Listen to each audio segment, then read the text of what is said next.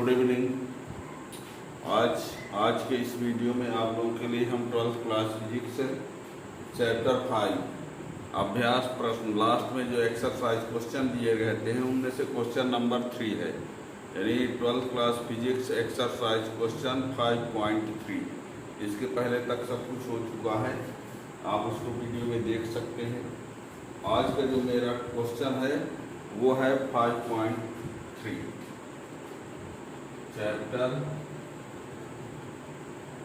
5 exercise question 5.3 NCERT.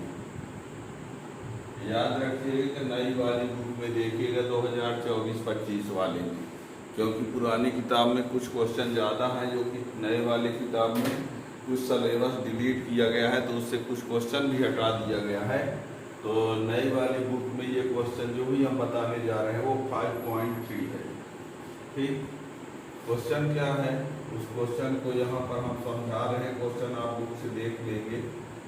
Question कुछ इस type से है, सुन लीजिए क्वेश्चन, फिर यहाँ पर हम डायग्राम से समझा देंगे। पूरा क्वेश्चन लिख नहीं रहे हैं। उसमें ये बोला है कि एक क्या है, सोलेनॉइड है, परिनालिका। एक परिनालिका है, उस परिनालिका में 800 फेरे हैं। क्वेश्चन क्या बोलता है, एक परिनालिका है, उस परिनालिका में 800 फेरे हैं।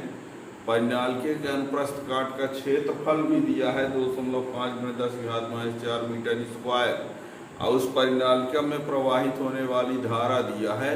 बताना है कि बताइए कि ये कैसे एक दंड चुंबक की तरह कार्य करेगी, दंड चुंबक की तरह, छड़ चुंबक की तरह कैसे कार्य करेगी, और उसका चुंबकीय आघूर्ण कितना होगा। ये पूरा प्रश्न है। क्या है, एक परिनालिका है, एक धारावाही परिनालिका जिसमें फेरों की संख्या 800 है। अनुप्रस्थ काट का क्षेत्रफल दिया गया है, उसमें प्रवाहित होने वाली धारा दिया गया है।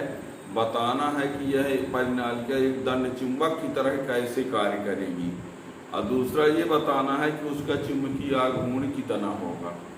ठीक है, ये रहा इस टाइप से क्वेश्चन। ये है एक परिनालिका, इसमें फेरों की संख्या जो दिया गया है वो 800 है। क्वेश्चन में जो दिया है वो हम लिखे दे रहे हैं। इस परिनालिका में फेरों की संख्या जो है वो कितना है, 800 है। अनुप्रस्थ काट का क्षेत्रफल कितना है, बराबर है पूरा, है ना। अनुप्रस्थ काट का क्षेत्रफल जो है 2.5 × 10⁻⁴ मीटर स्क्वायर। इसमें प्रवाहित होने वाली धारा जो दिया गया है, धारा का मान, आई का मान जो दिया है वो 3 एम्पियर है। ये परिनालिका है, फेरों की संख्या 800 है, अनुप्रस्थ काट का क्षेत्रफल 2.5 × 10⁻⁴ मीटर स्क्वायर है, और उसमें प्रवाहित होने वाली धारा का जो मान है वो 3 एम्पियर है। तो बताना है कि ये दंड चुंबक की तरह कैसे कार्य करती है, और दूसरा ये बताना है कि इसका चुंबकीय आघूर्ण कितना होगा। ठीक है, तो ये बता दें कि जब इसमें धारा प्रवाहित करते हैं तो ये इसमें चुंबकीय क्षेत्र उत्पन्न होता है, और जो चुंबकीय क्षेत्र उत्पन्न होता है वो परिनालिका के अक्ष के अनुदिश होता है। इसके आंसर के बारे में सुनिए। जब इस परिनालिका में विद्युत धारा प्रवाहित करते हैं तो चुंबकीय क्षेत्र उत्पन्न होता है, और जो चुंबकीय क्षेत्र उत्पन्न होता है वो परिनालिका के अक्ष के अनुदिश होता है, अक्ष के अनुदिश। और किसी चुंबक में, ये चुंबक है तो यहाँ भी चुंबकीय क्षेत्र इसी दिशा में होता है, ये ठीक है ना। चुंबकीय क्षेत्र इसमें भी अक्ष के अनुदिश ही होता है। तो जब परिनालिका में चुंबकीय क्षेत्र अक्ष के अनुदिश होता है और चुंबक में भी चुंबकीय क्षेत्र अक्ष के अनुदिश होता है, इसलिए ये कहा जा सकता है कि ये जो परिनालिका है एक दंड चुंबक की तरह व्यवहार करती है। इसका आंसर में हम लिखेंगे, देखिए आंसर में ये लिखना पड़ेगा, परिनालिका के कारण कारण उत्पन्न चुंबकीय क्षेत्र परिनालिका के कारण चुंबकीय क्षेत्र परिनालिका के अक्ष के अनुदिश होगा। परिनालिका के कारण जो उत्पन्न चुंबकीय क्षेत्र परिनालिका के अक्ष के अनुदिश होगा, अतः परिनालिका एक दंड चुंबक क्षण चुंबक की होगी।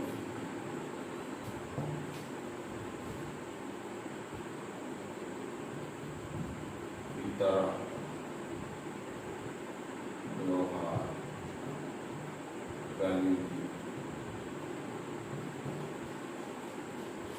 ठीक है ना। परिनालिका के कारण उत्पन्न चुंबकीय क्षेत्र परिनालिका के अक्ष के अनुदिश होगा, अतः परिनालिका एक दंड चुंबक की तरह व्यवहार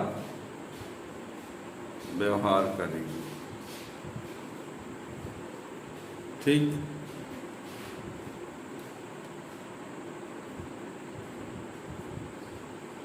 क्योंकि जो परिनालिका के कारण उत्पन्न जो चुंबकीय क्षेत्र है उसकी दिशा क्या है, परिनालिका के अक्ष के अनुदिश होगी। और किसी चुंबक में के कारण जो चुंबकीय क्षेत्र उत्पन्न होता है वो भी अक्ष के अनुदिश होता है। तो जो चुंबकीय क्षेत्र जैसे चुंबक में चुंबकीय अक्ष के अनुदिश होता है, वैसे परिनालिका में भी परिनालिका के अक्ष के अनुदिश होता है। इस कारण से ये कहा जाता है कि जो परिनालिका है यानी धारावाही परिनालिका वो एक दंड चुंबक की तरह व्यवहार करेगी। लिखा हुआ है ना, दिख रहा हो तो सुन लीजिए, ठीक है। और जब परिनालिका दंड चुंबक की तरह व्यवहार करेगी तो उसके लिए इसका चुंबकीय आघूर्ण कितना होगा, चुंबकीय आघूर्ण यह ज्ञात करना है। तो चुंबकीय आघूर्ण लाने का एक सूत्र होता है, M बराबर N I A। I क्या है, धारा है, A क्या है, क्षेत्रफल है, N क्या है, फेरों की संख्या।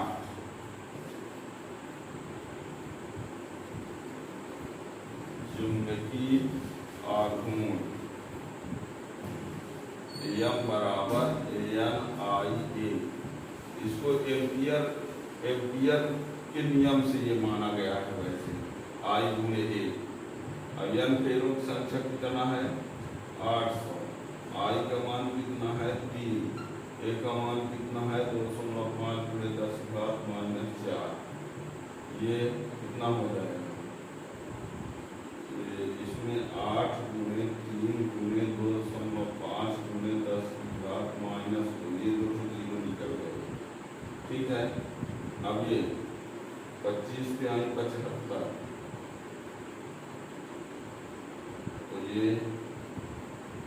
8 × 7.5 × 10⁻⁻², 5 8 × 40, 8 × 56 4, ये हो गया, ये 40, 8 × 56 4, 60, ये × 10⁻⁻², ठीक। 6 × 10⁻⁻1 भी लिख सकते, 6 × 10⁻⁻1। इसी को चाहो तो 0.6 जूल टेस्ला इनवर्स या M बराबर 0.6 एम्पियर गुणे मीटर स्क्वायर, ये भी हो सकता है। जूल टेस्ला इनवर्स भी लिखा जाता है, यही, ठीक है ना।